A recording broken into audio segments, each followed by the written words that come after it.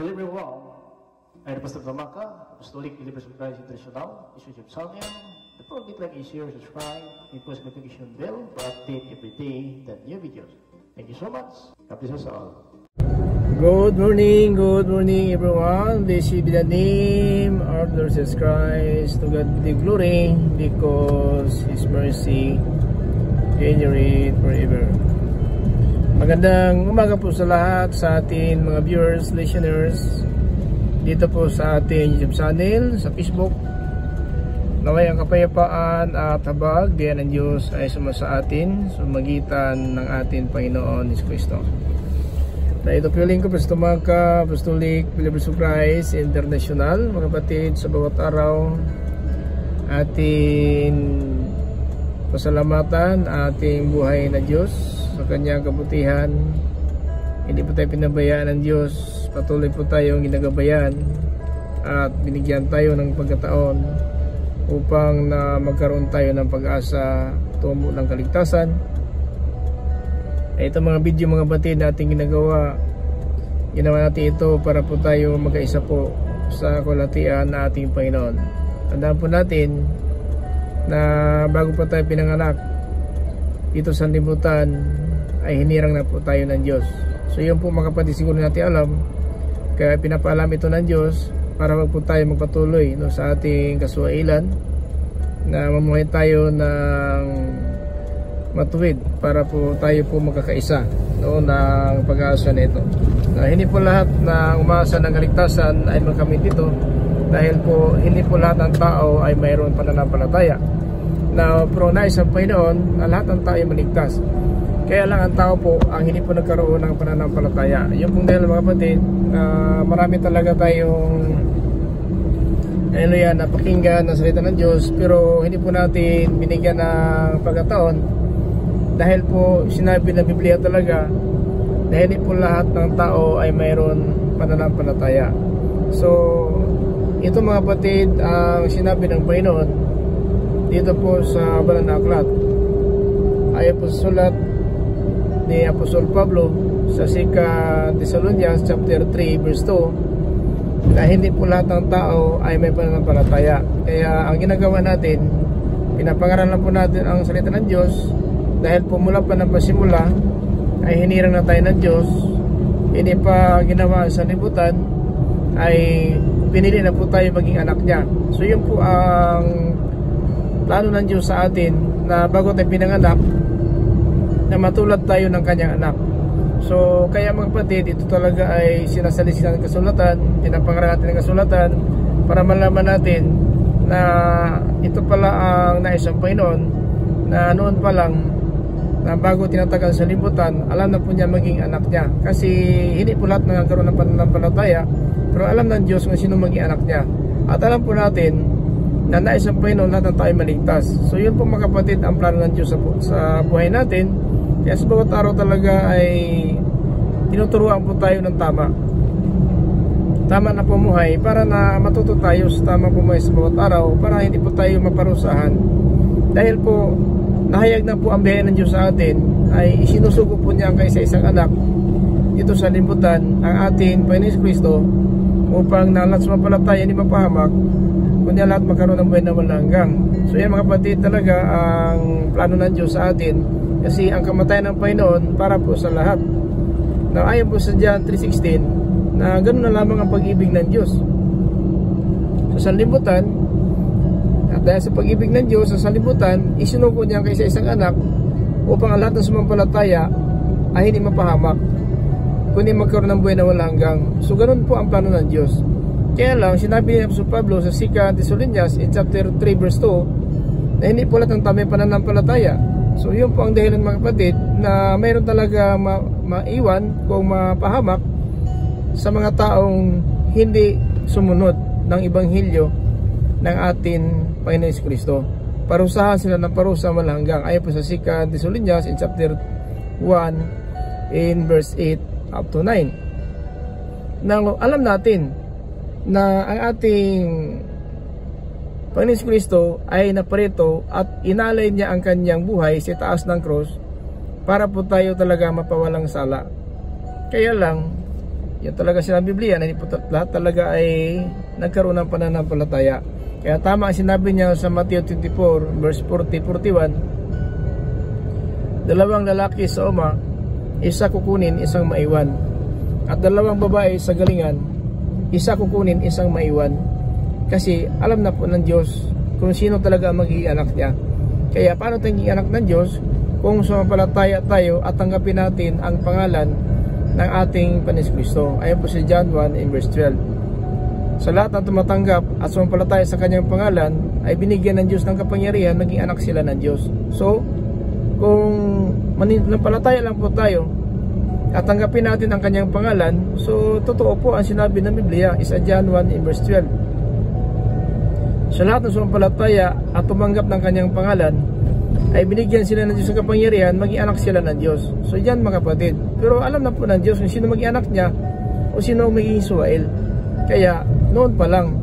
So ngayon mga kapatid, pinapaalam po ng Diyos na talagang tayo pala ay hindi po tayo ipinanak sa liputan na para sa impyerno.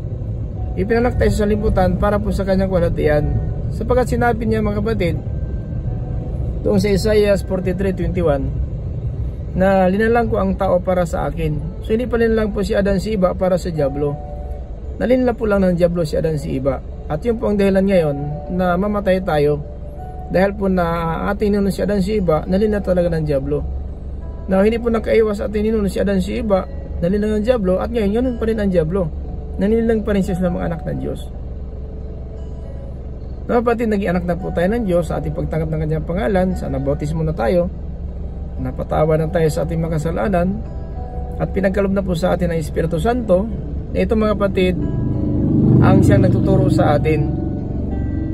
Na sinabi ng Biblia mga kapatid, dito po sa 8:29-30, dito po sa Roma, maliwanag po dito mga kapatid.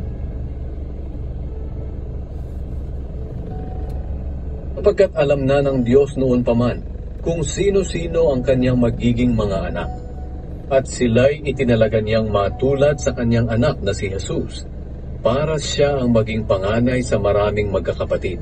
So maliwanag po na sinabi, sapagkat alam ng Diyos noon pa kung sino-sino ang kanyang magiging anak. So magiging anak. So isinulat sa libutan, alam na po, noon pa ha, noon pa. So napakaganda po ng plano ng Diyos. Tandaan po natin, wala pong maisilang sa sinapupunan ng ina kung hindi kalooban ng Diyos.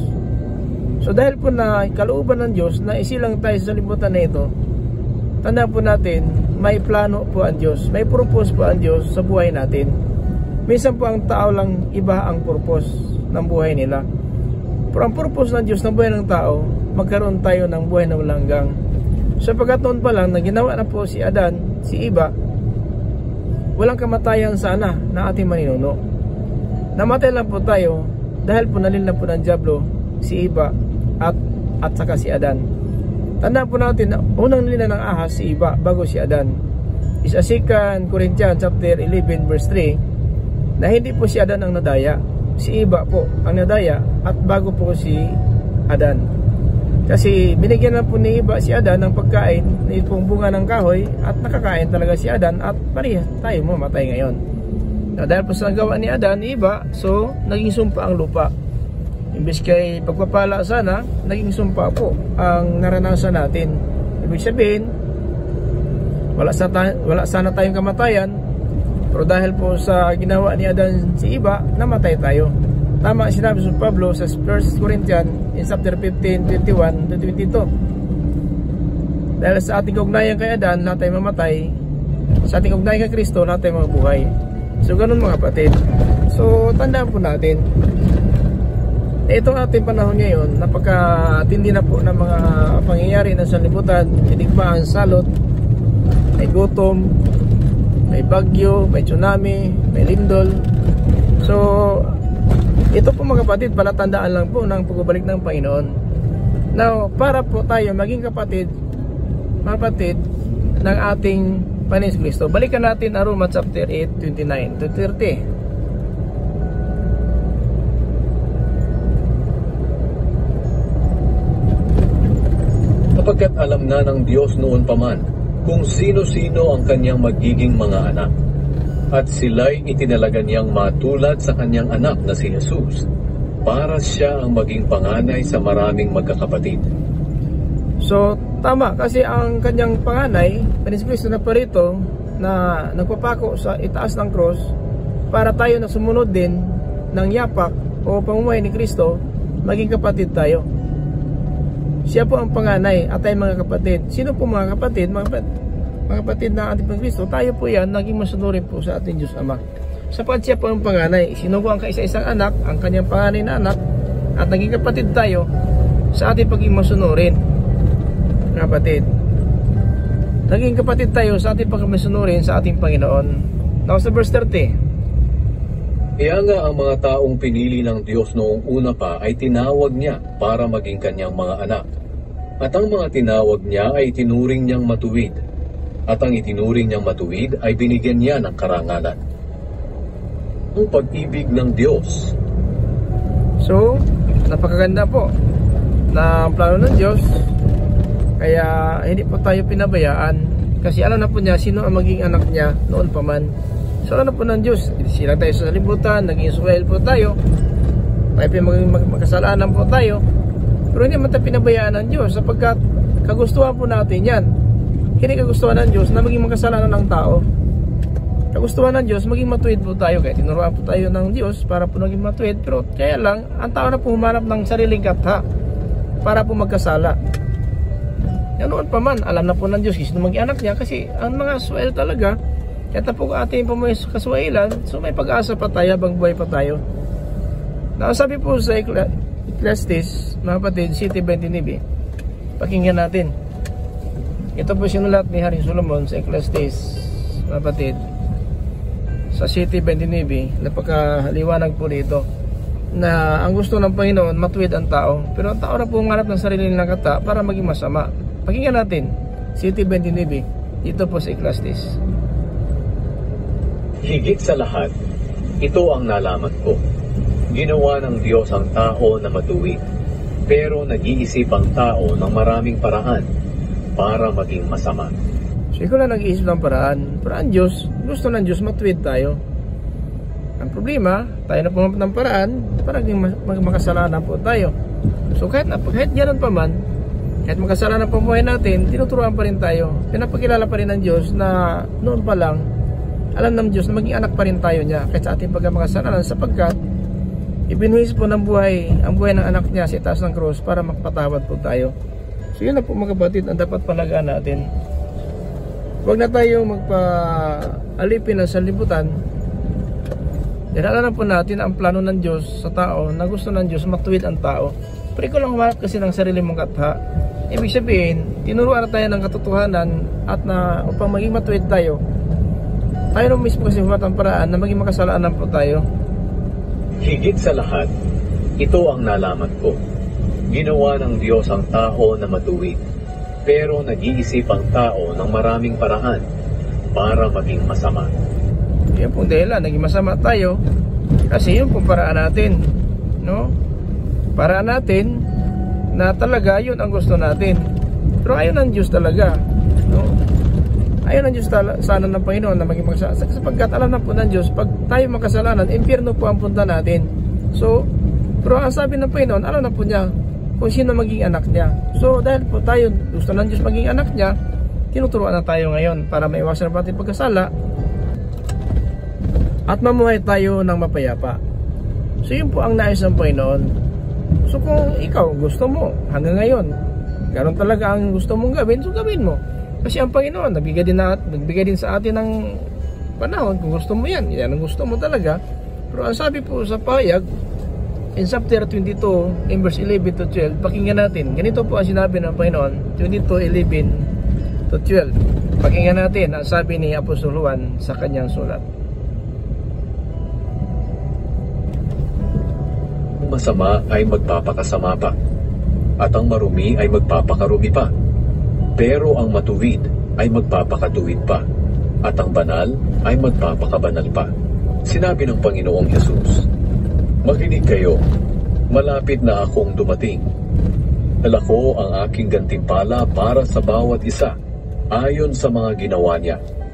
Ako ang Alpha at ang Omega. So, ganoon mga kapatid. Ang masama, magpakasama pa. Gusto mo yan Ang marumi, magpakarumi pa. Gusto mo kasi marumi. Pero ang matuwid ay magpakatuwid pa. At ang banal ay magpakabanal pa. Darating ako. Parang mangnanakaw. Magtatagal. Magbigay na po ng ganting pala ang Diyos sa atin. So, huwag naman mga kapatid na sayangin lang natin ang pagkataon na ito. Ayaw ng Panginoon talaga. Ganun na lamang ang ating buhay sa libutan. Patuloy pa tayo na gumagawa ng kasamaan na alam na po natin, alam ng Diyos na maging anak po tayo niya. Kaya ayaw ng Diyos na alis na libutan tayo na tayo maging anak niya. So ganyan po kabuti, ganyan po kaganda po ng plano ng Diyos sa atin. Pero kung magpatuloy kayo sa pagiging masama, tuluyan ka talaga mga kapatid. Tuluyan ka talaga na papunta sa impyerno, sapagkat kung anong tinatanim ng tao, yan din ang kanyang anihin. So ganun lang mga kapatid, kung magtanim ka ng masama, so masama anihin natin. Kaya sabi ng Panginoon, sulat Apostolon sa Payag 22:11, na ang masama magpakasama pa, ang marumi magpakarumi pa, at ang matuwid magpakatuwid pa, at ang banal magpakabanal pa. Darating na ako na inyo nasahan para magnanakaw. Dala ko na ang ating pala upang ibigyan ang bawat gawa ng tao, mabuti man kung masama. Kapatid, maraming paraan ng Diyos. Itong YouTube channel, itong Facebook, akala siguro natin na ito nakakatulong sa ating pangailangan. Hindi po makapit dyan lang po tayo binigyan ng Panginoon ng pagkataon. So marami po ang paraan ng tao sa Facebook, sa YouTube channel, na minsan din hindi nakakabuti sa paningin ng Diyos. Pero sinilig po tayo ng Diyos na itong Facebook, YouTube, ginagamit natin para po sa ikabubuti nating kaluluwa, para po sa ating kaligtasan. Kaya lang kung ito'y sayangin natin at ipalagan ito, so tayo na po mananagot sa Panginoon. Pananagutan po natin itong mga salita ng Diyos na ating napakinggan, dahil po ang hatol natin, itong salita ng Diyos na ating napakinggan. So yan po siya nasabi dito sa John in chapter 12:48. Ganito po mga kapatid na sinabi ng Panginoon dito po sa John in chapter 12:48, na meron hatol sa atin, no? Hindi po ang hatol po ang anak ng tao, ang hatol po ang salita ng Diyos na atin napakinggan. May ibang hahatol sa ayaw tumanggap sa akin at sa aking mga aral. Ang mga salitang ipinangaral ko ang hahatol sa kanila sa huling araw. Mga kapatid, tandaan po natin, ito po ang hatol natin sa huling araw. Itong salita ng Diyos na ating napakinggan. Napili ka lang ngayon. Tanggapin mo talaga ang salita at gawin mo, o ito'y baliwalain mo. Mga kapatid, alam na po natin kung ano napakinggan natin na aral ng Diyos, itong hatol sa atin. Kapag ang gawa natin na salungat sa Panginoon, hatolan tayo ayon sa ating ginagawa. Now, ano man gawin natin ngayon? Now, noon pa man, ayon po sa ating givers, alam na po ng Diyos kung sino maging anak niya at maging kapatid tayo ng ating Panginoon Kristo bilang panganay niya. Kasi isinugo niya ang kanyang panganay na anak upang sumampalataya hindi mapahamak at kundi magkaroon ng buhay na walang hanggan. Na sino ba ang kapatid na tinutukoy sa Biblia? Pakinggan natin sa John o sa Mateo chapter 12 in verse 49-50. Pakinggan natin ito mga kapatid ha. Ito po ang sigurado na malaman natin kung sino tinutukoy na kapatid ng ating Panginoon. 12:49-50 sa Mateo. Tinuro niya ang mga tagasunod niya at sinabi, "Ito ang aking ina at mga kapatid, sapagkat ang sino mang sumusunod sa kalooban ng aking Ama sa langit, ang siya kong ina at mga kapatid." Ayan po mga kapatid, maliwanag po talaga. So, hindi mahirap. Paano masiguro natin maging kapatid tayo ng Panginoon Kristo? Para kung nakatayo na po sa kanan ng Diyos, ay tayo din makapunta doon sa kanyang kinaroroonan. So, tinawag tayo mga kapatid na naging masunurin niya sa ating Diyos Ama at ina at kanyang ina. Kasi hindi po inangkin niyang ina niya sa labas, na sinabi dito sa 46 mga kapatid, na habang salita, dumating ang kanyang mga kapatid na naghihintay doon sa labas. Sinabi po ng kanyang tagasunod. Habang nagsasalita pa si Jesus sa mga tao, dumating ang ina niya at mga kapatid. Naghihintay sila sa labas at gusto nila siyang makausap. May nagsabi sa kanya, "Nasa labas po ang inyong ina at mga kapatid at gusto kayong makausap." Sumagot si Jesus, "Sino ang aking ina at mga kapatid?" Itinuro niya ang mga tagasunod niya at sinabi, "Ito ang aking ina at mga kapatid. Sapagkat ang sino mang sumusunod sa kalooban ng aking Ama sa langit, ang siya kong ina at mga kapatid." Amen. So, to God be the glory. Napakaganda po na mensahe ng Diyos para po sa atin. Sana po na wag natin hayaan na dahil po sa relihiyon, tradisyon, doktrina, lituntunin sa ating katagalan, sa ating pagbasa ng Biblia, iba kayo na po ating inasahan, hindi natin alam paano maging kapatid tayo ng Panginoon, paano po tayo maging anak ng Diyos. So, kasi ang sabi na ating keepers, noon pa lang, alam na po niya ang magiging anak niya. Now, sino po magiging anak niya? So, confirm po mga kapatid, biblical natin, maging anak lang po tayo ng Panginoon kung tayo po ipanganak muli sa magitan ng tubig at espiritu. So, yun po mga kapatid, ang sinabi niya kay Nicodemo, na maliban ng tayo ipanganak sa tubig sa espiritu, hindi siya makapasok sa kanilang langit. Saan ibig sabihin mga kapatid? Ipinanganak sa tubig sa espiritu. Ang tubig, naglarawan ng bautismo, at ang espiritu, salita ng Diyos na tinanggap natin, ito po ang ating sinampalatayanan. At dahil po sa mapalataya tayo, ay nagpabautismo tayo. Kasi ang sabi sa Marcos in chapter 16:16, "He who believe, it is baptized, will be saved." So ang sumampalataya mabautismohan ay maliligtas. Now, ano ang sampalatayan natin? Ang salita ng Diyos. At ang sumampalataya po tayo, sinasama natin ng bautismo. Dahil pinangaral po natin totoo, nagpatawad natin kasalanan, ang pangalan po ng Panginoon Kristo sa magitan po ng bautismo. At dahil sumampalataya po tayo sa aral na yan, nagpabautismo po tayo. Ako dati din, hindi ko alam yung ganun pala ang plano ng Diyos. Hindi ko alam na ako pala ay mayroong kabahagi maging anak ng Diyos. So dumating ang panahon, ng 30 na po ako, ay pinagkaloob ng Diyos, nakilala ko ang Diyos, at mayroong salita na napakinggan sa bigat po ng mga aral ng Panginoon. Itong bautismo pala ng kapatawad na ating makasalanan, at ako'y nagpabautismo. Sapagkat sumampalataya po ako, totoo talaga ang salita ng Diyos na sinabi po sa Acts 2:38 na repent, everyone of you baptized in the name of Jesus Christ for the remission of your sin, and you shall receive the gift of the Holy Ghost. So yun po mga kapatid, araw po ng Apostol Pedro sa araw ng Pentecost na nagkaroon na po sila ng Holy Ghost. Kaya ako po sumampalataya, nagpabautismo po ako from 2003, September 30, 2003, nagpabautismo po ako ng edad po ako ng 30, no? Kasi 73 po ako isilang. So nang 30 na po ako po nagpabautismo sa magitan po ng lingkod ng Diyos, na ako po sumampalataya ng aral na ang kapatawaran pala wala sa reliyon, wala sa ating panampalataya. Ang kapatawaran na sa pagtanggap ng bautismo sa pangalan po ng ating Panginoong Kristo. Ayun po mga kapatid, ating ginagawa, nagpabautismo po tayo para maging anak tayo ng Diyos. Kasi yun po, diyan tayo ipinakmuli sa tubig sa Espiritu, sumitan ng bautismo. Kasi ang tubig laro ng bautismo at ang Espiritu Santo, ito po ang salita ng Diyos na tinatanggap po natin. So diyan tayo pinanganak muli. Dati po tayo makasalimutan, dati tayo patay tayo sa paningin ng Diyos, makasalanan po tayo.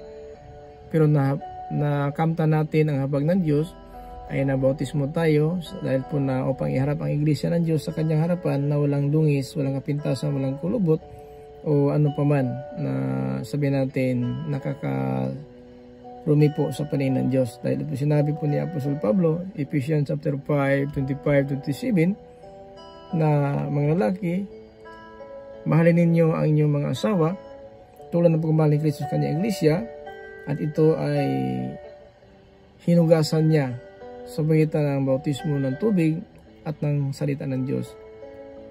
Paiharap na iglesia ng Diyos sa kanyang harapan na walang dungis, walang kapintasan sa kanyang paningin, walang dungis. So ganun tayo. Kasi tayo po iglesia ng Diyos, tinutugan manampalataya ayon po sa 1 Timothy in chapter 3:15. Na sabi sa Pablo kay Timoteo, kumantala man ako sa aking pagdating, alam mo na paano mo ingatan ang pamamahala sa mga pamilya ng Diyos, sa bahay ng Diyos. Na tayo manampalataya, ang iglesia ng Diyos na buhay ang haligi ng katotohanan. So tayo po yan mga kapatid, ang totoong iglesia ng Diyos. Hindi pa sinasayang ang panahon habang sa mayroong hininga pa tayo na tinuturuan tayo ng Diyos para matuto tayo sa tamang pamuhay. Hindi po tayo paparusahan sa araw ng pagparito ng Panginoon. Magkamit po tayo ng tunay na kaligtasan. So naman nais natin siguro mga kapatid na tayo talaga ay mapunta sa impyerno. Pero mapunta sa impyerno ang tao kung ang tao lang po nasusunod, hindi po ang Diyos. 7:21 sa Mateo.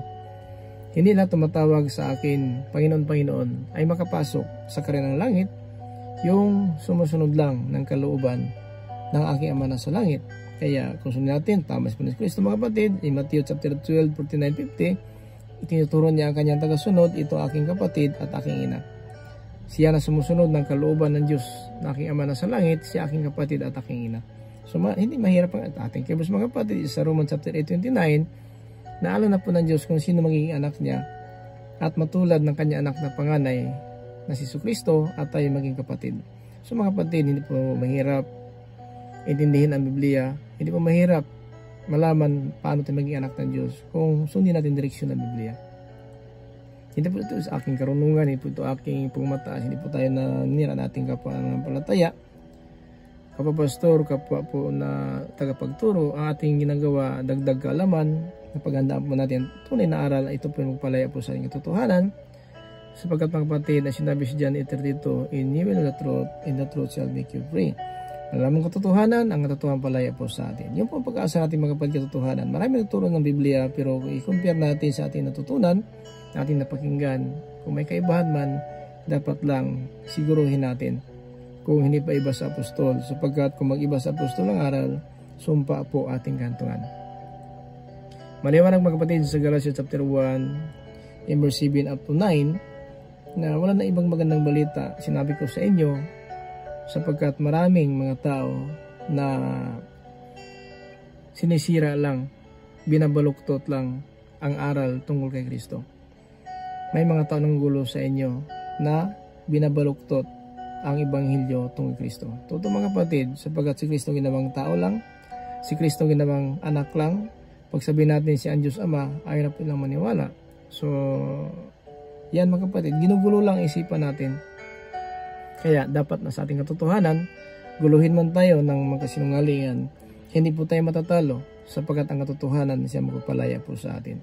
So anumang reliyon, samahan, tradisyon, doktrina, at tuntunin na sanlibutan, hindi po tayo maligaw, hindi po tayo maakit anumang karunungan na nasa kanila, sapagkat ang Espiritu ng Diyos walang makatumbas na bigay po sa atin. So sana mga kapatid, hanggang sa panahon na ito, buhay ang pag-asa natin. Huwag natin hayaan umasa lang tayo ng relihiyon, doktrina at tuntunin, karunungan ni pastor, ni father, brother, sister. Asahan natin na nasa atin ang Espiritu ng Diyos, nagtuturo ng katotohanan. Sa Espiritu ng Diyos ay tumutulong ito sa atin. Sa Romans chapter 8:26, tinutulungan tayo ng Espiritu Santo sa ating kahinaan.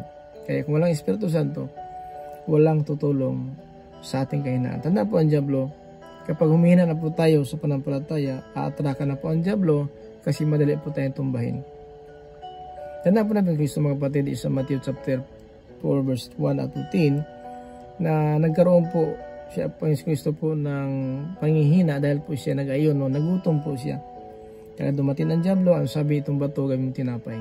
Kung hindi po nagawa po tinapay sa sinabi ng Panginoon, hindi lahat ng tao mabuhay sa tinapay lamang, mabuhay din sila sa salita ng Diyos lubos sa kanyang bibig. Ibig sabihin, ito po isang panahon na Kristo talaga naramdaman niya ang gutom at alam ng dyablo na siya ay anak ng Diyos at talagang kanyang tinutukso. Itong bato gawing tinapay, po dahil may counterpart po ang Panginoon dahil anak siya ng Diyos, alam po niya na ang Diyos lang po dapat sundin, hindi po ang dyablo. Kaya kinambitan siya ng dyablo ng Biblia, sabi ng kasulat na nga, magpakahulog ka, sapagkat nakasulat din na ingatan ka ng kanyang mga anghel at kailanman ang iyong mga pa hindi magpapasapid sa bato. Hindi isunod ng Panginoon kahit nakasulat sa Biblia, dahil Diyos lang po ang dapat sundin. Kaya kahit mga tao ngayon nagtuturo ginamit ng Biblia, dapat ang sundin ang katotohanan, huwag ang sinungalingan. Sa pangatlong panahon na sabi sa Matthew chapter 4, 9 up to 10, na pinapakita ng Diablo sa Panginoon Kristo ang lahat ng kaharian sa buong sanlibutan. Ang sabi ng Diablo, lahat ito bigay ko sa iyo kung sumamba ka sa akin. May counterpart ng Panginoon, nakasulat din, Diyos lang ang dapat mong sambahin at siya lang mong paglingkuran. At umalis ang Diablo at hindi talaga natalo ang anak ng Diyos. Dahil tayo mga anak ng Diyos, hindi po tayo kaya taluhin ng Diablo dahil ang anak ng Diyos, protektado ito ng Diyos. Sabi po sa 1 John 5:18, na ang mga anak ng Diyos, hindi kayang gagalawin ng Diablo. So, sabihin natin na tayo po ay tuksuin ng Diablo, pero hindi tayo kayang tuksuin sapagkat alam natin na tukso galing sa Diablo. Pagsubok po, kaya-kaya natin sapagkat alam natin na pagsubok galing sa Diyos. Pero ang pagtukso, ang tukso mga kapatid, mapagtanda po natin kung wala ang Diyos, sigurado, matutukso po tayo ng mga bagay sa sanlibutan. So, dahil po anak tayo ng Diyos, ang totoo, na tayo mga anak ng Diyos, hindi po tayo galawin ng Diablo. Bakit? Protektado tayo ng salita ng Diyos. Protektado tayo ng kapangyarihan ng Diyos mga kapatid. 1 John 5:18, pakinggan natin ang sinabi ng Biblia. Alam nating ang sinumang naging anak ng Diyos ay hindi na nagpapatuloy sa kasalanan. Iniingatan siya ng anak ng Diyos at hindi siya maaaring saktan ng Diablo. Amen. Kahit na po ang sanlibutan ay alipin ng plan ng Diablo, pero dahil anak tayo ng Diyos, hindi po tayo kayang galawin ng Diablo. So, tuksuin man tayo, alam natin ng pagtukso, alam natin ang tukso galing sa Diablo, at hindi tayo nagpadala ng tukso dahil gawa ng Diablo.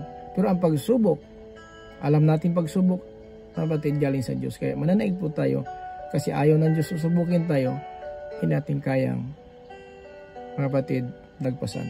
Ayon po sa 1 Corinthians chapter 10 and verse 13, walang mga pagsubok na naranasan natin, hindi naranasan ng ibang tao, tapat ang Diyos. At kung may pagsubok man darating na hindi natin kaya, siya hanap ng paraan para malagpasan natin at makatayo tayo sa mabigat na mga pagsubok. So mga kapatid, ito po mensahe ng Diyos. Sana po wag natin baliwalain. Kunting panahon na lang ang buhay natin sa libutan ay magtatagal. Ayaw ng Diyos na mapahamak tayo sa araw na ating kamatayan, na pagdilat na ating kaluluwa, yung dako na ating hinihintay, na akala natin paraiso, yun pala ang kaparusahan. Huwag sana mga kapatid, tanggapin natin katotohanan, marami pa tayong pagkukulang sa Panginoon sa mga panahon na ito. Ayaw ng Diyos talaga, hatulan tayo ng parusa, mahal na mahal tayo ng Diyos. Ayaw ng Diyos ang kanyang pagmamahal ay hindi po natin maranasan. Kasi ganoon na lang pag-ibig ng Diyos sa limutan, isinungkod niya kaysa isang anak, ang pangalan ng anak ng Diyos, para po tayo magkaisa sa pag-asa na yan. Lahat na kay Kristo mabubuhay. Kay Adan namatay po tayo. Dalila po ng Diablo si Adan, si Iba. Kaya namatay tayo ngayon.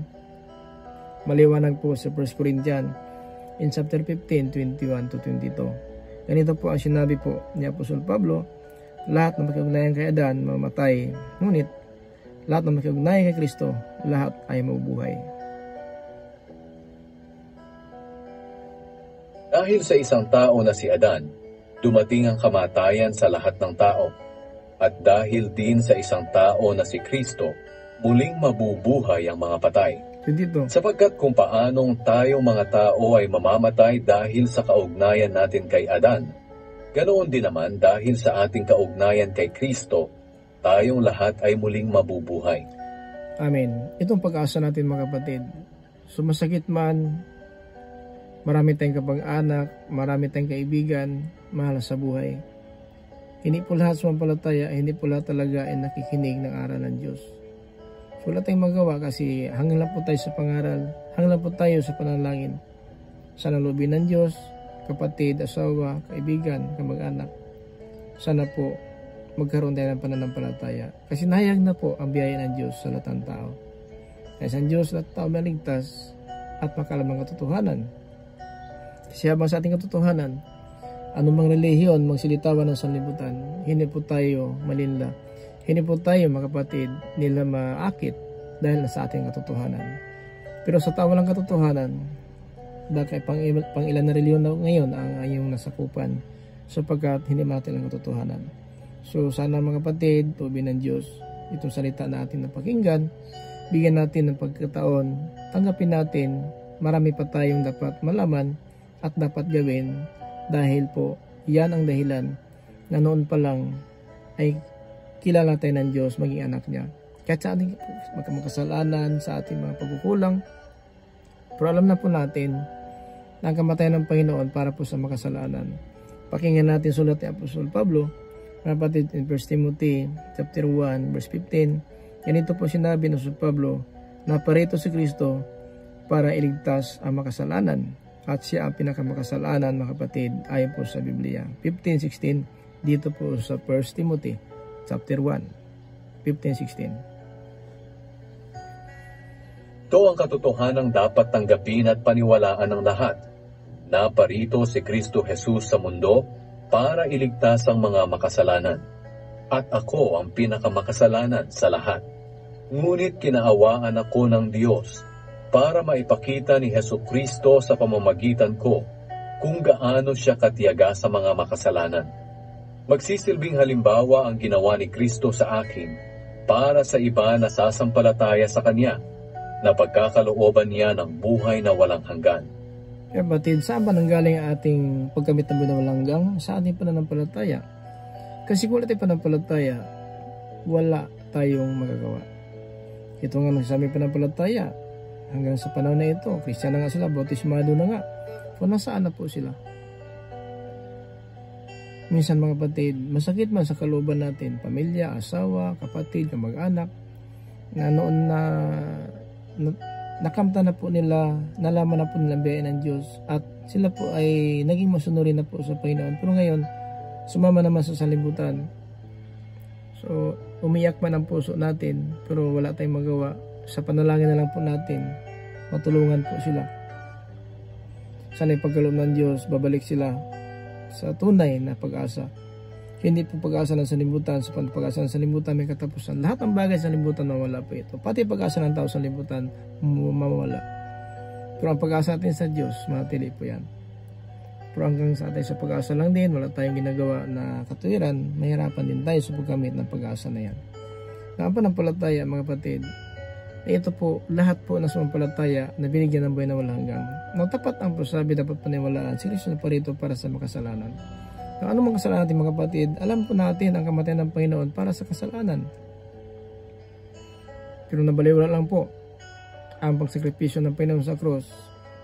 Tandaan po natin, mas pinalagaan ang sanlibutan kaysa pagtitiis ng Panginoon si taas sa krus, na uhaw, piniringan, sinampal, ilang labod, nagpasaan ng krus dahil po sa ating pagkamakasalanan. Hanggang ngayon, mga kapatid, nahayag pa ang biyaya ng Diyos. Hindi po uli ang lahat. Alam ng Diyos po na ganito ang pamuhay natin. Parang binabaliwala natin ang mga pagkataon. Itong mga video, nagla-live tayo, na kahit pa paano malalaman natin ang plano ng Diyos sa buhay natin. Alam na po niya ayon sa ating keywords kung sino-sino ang maging anak niya. Ang Biblia na patunay, mga kapatid, na ang kamatayan ng Panginoon para sa lahat ng tao. So dahil po na hindi lahat sumampalataya, mayroon talang mapahamak. Kaya tama sinabi niya sa Mateo in chapter 24, 40-41. Ganito po ang sinabi ng ating Kristo habang siya ay kasama ng mga apostol. Ito ang sinabi niya sa 24, 40-41 dito po sa Mateo. Pakinggan natin, mga kapatid, ang sinabi ng Panginoon Kristo.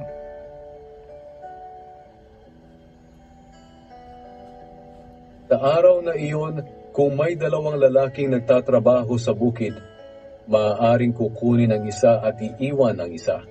At kung may dalawang babaeng nagtatrabaho sa gilingan, maaaring kukunin ang isa at iiwan ang isa. Kailan ito mangyari, mga kapatid? 39. Wala silang kaalam-alam sa mangyayari hanggang sa dumating ang baha at nalunod silang lahat. Ganyan din ang mangyayari sa pagdating ko na anak ng tao. Sa araw na iyon, kung may dalawang lalaking nagtatrabaho sa bukid, maaaring kukunin ang isa at iiwan ang isa. At kung may dalawang babaeng nagtatrabaho sa gilingan, maaaring kukunin ang isa at iiwan ang isa. Ito po, salita po ito ng Panginoon Kristo, mga kapatid. Ang Diyos po nagsalita dito sa bitan ng anak. So mangyari talaga ito. Kung ikaw ang maiwan, mga kapatid, kawawa naman tayo. Kung tayong maiwan, kawawa tayo. maghinagpis ang buong sanlibutan. So ayun naman ng Panginoon, ganoon sana ang mangyari ng tao. So mangyari lang po yun sa mga tao na hindi po sila nagsitalima at sumampalataya ng Ebanghelyo tungkol sa atin, Panginoon Kristo. Ngayon mga kapatid, kumakatok lang ang Panginoon sa ating puso. Gusto lang ng Panginoon na maramdaman natin kung gaano kalaki ang habag, gaano kalaki ang pag-ibig ng Diyos. Binabaliwala kasi natin tulad ng isang mag-asawa sa libutan. Sakripisyo ang asawa sa pinapakita niyang pag-ibig sa kanyang asawa, pero binabaliwala pa rin ng asawa. At dahil ganyan, darating ang panahon din na ang pag-ibig ng kanyang asawa puot po ang maramdaman. Ang Panginoon hanggang ngayon pag-ibig po. Pero may katapusan po ang lahat ng bagay. Babalik siya na parang mangnanakaw na walang nakakaalam. Ito sinabi po mga kapatid, tanda po natin sa verse 42 dito sa Mateo, kapatid, walang nakaalam sa oras ng kanyang pagdating. Kaya maging handa kayong lagi, dahil hindi ninyo alam ang araw o oras ng pagdating ng inyong Panginoon. Ay mga kapatid, ang pinaka-importante, maghanda palagi ang kamatayan at ang oras ng pagparito walang nakakaalam. Maaring ang kamatayan ay mauna, maaring maabutan tayong buhay pa, pero dapat lang, handa na po tayo. Paano tayo harap sa hukuman kung sakaling may isagawa na ang hatol sa lahat ng tao sa buong sanlibutan. Mga kapatid, alam natin na ang Diyos ay makapangyarihan. Walang nakatago sa paningin ng Diyos. Lahat hayag saan man tayo paroon, alam ng Diyos kung anong klaseng tao tayo. Alam na po ng Diyos na tayo ngayon sa ating pamuhay kung ano ang ating ginagawa. Walang nakatago. Ayon po sa Hebreo in chapter 4 in verse 13, hayag ang lahat, walang nakatago sa paningin ng Diyos. Pakinggan natin 4:13 dito po sa Hebreo.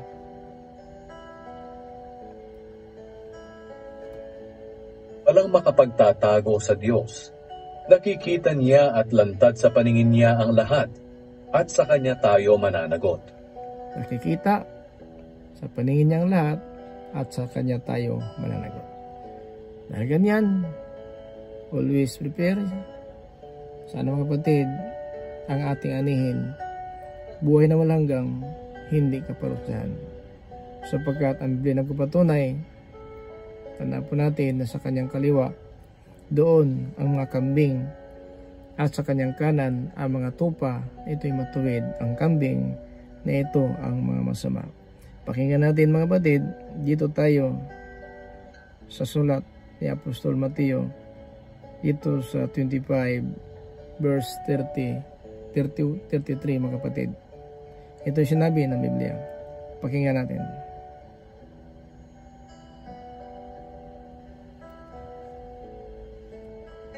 Pag ako na anak ng tao ay dumating na bilang hari, kasama ang lahat ng anghel, uupo ako sa aking dakilang trono.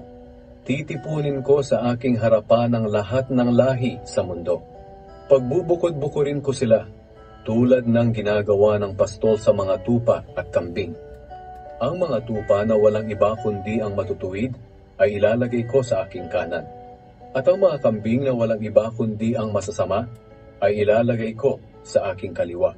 34. Pagkatapos bilang hari ay sasabihin ko sa mga tao sa aking kanan, hali kayo kayong mga pinagpala ng aking ama. Manahin ninyo ang kahariang inihanda para sa inyo mula pa ng likhain ng mundo. So tama, ang sabi sa Pablo, sa Roman 8:29, na noon pa lang, bago tinatag ang sanlibutan, alam na po niya kung sino ang maging anak ng ating Panginoon Diyos. Itong sa kaliwa ang mga masama at ang itong kambing, at sa kanan itong mga matuwid. Lubin ng Diyos, kasama tayo dyan na mamay tayo ng matuwid, makasama tayo. At sinabi sa 34, pagkatapos bilang hari, sasabihin ko sa mga tao sa aking kanan, hali kayo, kayong mga pinagpala ng aking ama, manahin ninyo ang kaharian handa sa inyo mula pa nang likhain ang mundo. Mga kapatid, ito mensahe ng Diyos para po sa atin. Sana po nakatulong po ito. Hindi po natin pinagmalaki, hindi po tayo nanira, hindi po tayo nagpapahina. Nagpapalakas tayo at pinapatatag natin ang mga bawat isa sa ating panampalataya sa aral po ng Diyos. Hindi po ito aral ng Apostolic Believers of Christ International, ito aral ng Diyos para po sa atin lahat. Sapagkat ito'y katungkulan natin bilang lingkod ng Panginoon sa Kristo, tayo po nangaral po ng patatag at magpalakas tayo sa nangina at patatagin natin ang nagpapatuloy sa paggawa ng kabutihan. So mga kapatid, ito po mensahe ng Diyos para po sa atin. Sana wag natin hayaan. Ito'y masayang mabaliwala po. Kasi itong hatol natin talaga, ito mga kapatid, ang salita ng Diyos natin na pakinggan. Sinabi ko na kanina mga kapatid, is John 12 verse 48. Nahatol sa atin itong mga salita ng Diyos natin na pakinggan. Sana po, maghayaan ng Diyos, na masaya lang po ito. Ito po ating daan sa dalangin. Na sana po ang salita na atin na pakinggan, ito magbigay sa atin lakas at magpapatibay na ating pananampalataya. Nalangin po tayo sa ating paghiwalay. Banal namin ang Panginoon, maraming salamat po sa iyong kabutihan sa araw na ito. Panginoon, yung salita ay papakalan sa buong salimutan, sa Facebook. Panginoon, ito po yung layunin sa bawat araw. Turuan mo kami na nararapat na pamuhay. Panginoon, yung salita, huwag mo hayaan masayang. Tatak mo ito, Ama, sa bawat puso't isipan. Ito magabay sa amin sa bawat araw. Mamuhay ng matuwid, mamuhay ng makadiyos at maayos sa iyong paningin. Panginoon, makasalanan man kami sa iyong paningin. Patawad po, Ama. Hindi namin naiwasan magkamali kami sa pag-isip na randaman. Panalita ito, pihadal namin kahilingan. Patawad po, Diyos. Musambayan ko po, Ama, sa aking mga pamilya. Lahat ng katingin na streaming sa Facebook, sa itong mga video, sa YouTube channel, sa Facebook, Panginoon. Live streaming, Panginoon. Ito, Panginoon, ibigay mo sa amin na pagkataon na matutunan namin ang tamang aral at sa amin yung banal na Espiritu. Magtuturo ng katotohanan, magpatatag ng bawat isa. Maraming salamat, Ama, sapagkat ito po rin kung magpakailanman. Lahat ng nakatingin sa live na ito, sa video na ito.